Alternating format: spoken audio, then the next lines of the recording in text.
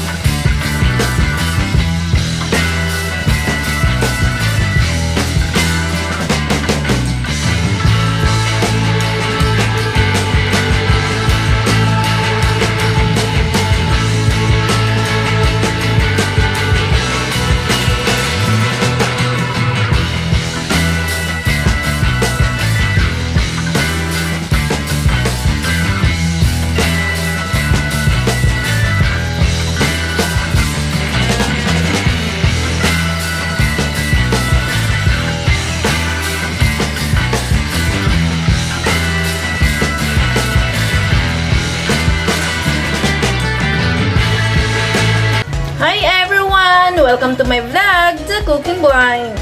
For today po, magluluto tayo ng Bicol Express. Guys, let's start cooking. Ito na, mainit ng ating mantika. Lalagyan na natin ang ating bawang.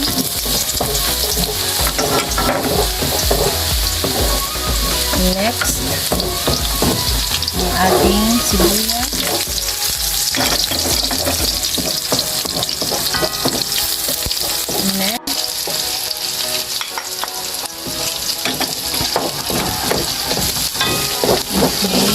Hintayin natin brown.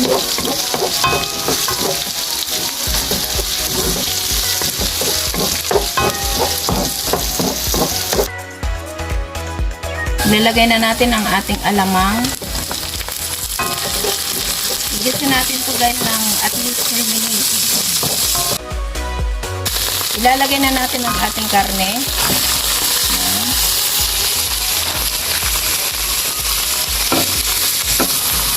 Haluin muna natin.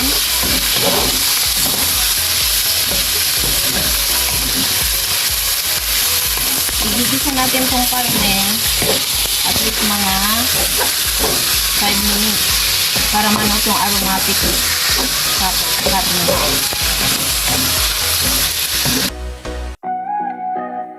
Lalagyan natin ng paminta.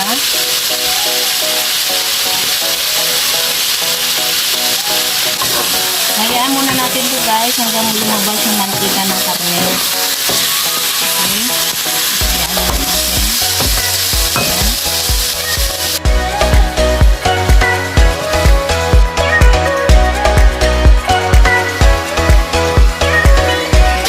Ayan guys, pwede na natin ilagay ang ating gata.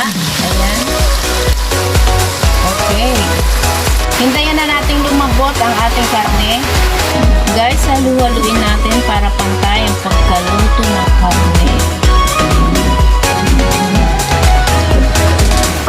Hindi natin mawalang gata tapos lumambot ang ating karne. Guys, ilalagay na natin ang ating magic syrup, ang lalo pang pangpasarap. Then, halu-haluin. At ilalagay na natin ang ating sili. Ang kukumpleto sa ating Bicol Express.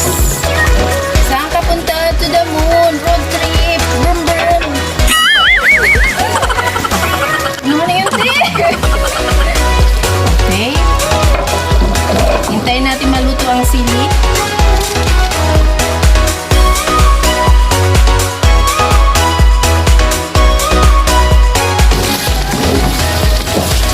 The smell is good. Titikman na natin kung ayos na ang ating Bicol Express. Mainit. Wow! Maanghang. Sarap. Okay na. Perfect. Our Bicol Express is ready to serve. Kainan na!